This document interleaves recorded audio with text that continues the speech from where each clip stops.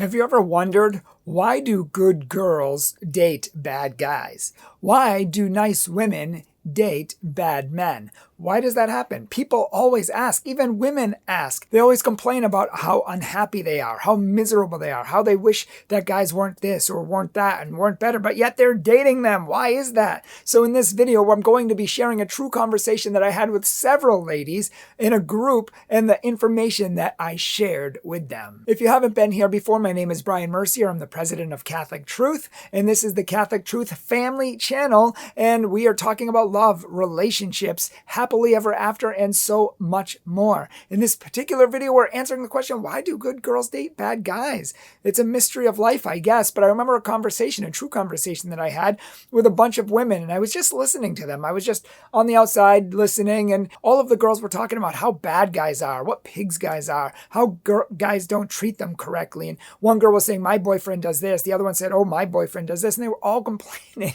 And I was just listening, and I just was like, what the heck? And so I finally just yelled out, stop! And they all looked at me. And I said, stop. And they said, stop what? And I said, stop the madness. Here's a question. Why are you dating bad guys? All you're doing is complaining about them. So why are you dating them? And why don't you date a good guy who would treat you right? Here's a question for you, I said. What if all girls made a decision, they all made a pact together, never to date a bad guy again? What would happen? And they didn't answer me. And I said, what would happen if you never dated bad guys again? Here's the answer. Bad guys would be forced to change because no girl would actually date them. And if they wanted to get a date and if they wanted to go out with a woman, they would have to change and become better and raise their standards. So I said, here's the real deal, ladies. Maybe, just maybe, you need to get your standards out of the gutter, and maybe you need to stop dating guys who are beneath you and start dating guys who are good for you and who will treat you right, who are worthy of you. Because right now you're dating people who are not worthy of you. And they're not treating you the way you ought to be treated, the way you are worthy of being treated. In fact, when you love yourself and you have self-esteem and you know who you are and you're confident in that and you love yourself as a person, you're not going to date or even entertain dating anyone who will not treat you with a great dignity and worth, who will not treat you as you truly deserve to be treated. You are princesses, I told them. And if you know that and you recognize that, you will not stoop down to date people who will not treat you like that. And I wasn't quite done with my tirade, but one of the girls was like, oh my gosh, you are absolutely right. We totally do that. We totally date guys beneath us, and we do need to get our standards out of the gutter. And another girl put her hand up in the air. She's like, oh, retweet. That is such a retweet. And they actually got it. And they were talking about, yeah, why do we do this?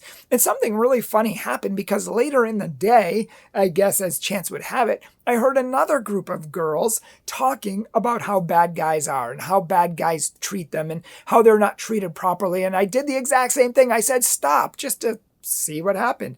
And I gave them the exact same spiel that I just gave you here and that I had just given them. And at the end of it, they had the same exact reaction. Oh my gosh, you're exactly right. Why do we do that? We do need to get our standards up. And so it was just amazing that two different sets of women were in agreement that they shouldn't be dating bad guys. They are, and they need to fix that. So if you are dating someone who isn't worthy of you, and you aren't dating someone who isn't your caliber, who's treating you bad, who's not treating you right, who's not treating you with respect, and you know that, and so many times women, especially women, justify that, and they sweep those things they know in their brains and in their hearts aren't right, they sweep them under the rug. But if you're dating someone like that, stop. Get out. Raise your standards and date someone who's better than you. Don't buy the lies. Stop living in fear that you're never going to find anyone. Stop buying the lies that this is as good as that you're going to get, or this is all you can find, or there's no good guys out there, and all the lies that the devil puts in your mind to make you compromise. Stop compromising. You will not find happiness if you compromise. You will not find love if you compromise. You will not find peace and fulfillment in that relationship that you're craving if you compromise, if you live in fear, if you stop dating good guys and only resort to dating bad guys. Yes, I agree. It might take longer to find a good guy, but we must trust in God. We must trust that He has a plan for us. If we are called to marriage, we are going to find someone because God has a person for us. So we shouldn't be living in fear. And yeah, it might take a little longer, but it's worth the wait. Why pick up baggage along the way that's only going to come out in your future marriage? It's only going to hurt your spouse, hurt your kids, and hurt yourself. Put away the baggage. Say no to the baggage. Say no to the bad relationship. Say no to the compromise. Say no to a lot of things. And even if men force you to do stuff, say no. Hold to what you know is true, to what you know is right, and to what you know is good and what you want in your heart, and that which is from God. No compromise.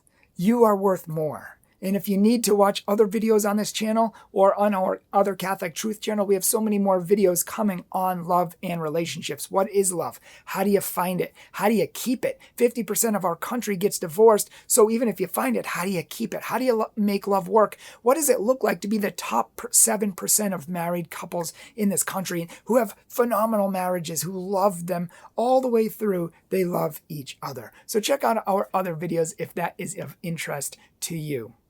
And of course, if you have any questions, if you're struggling, if you have problems, if you're going through this yourself, please let us know in the comment section below or check out the description section. We have a link and it says questions and you can send us your questions.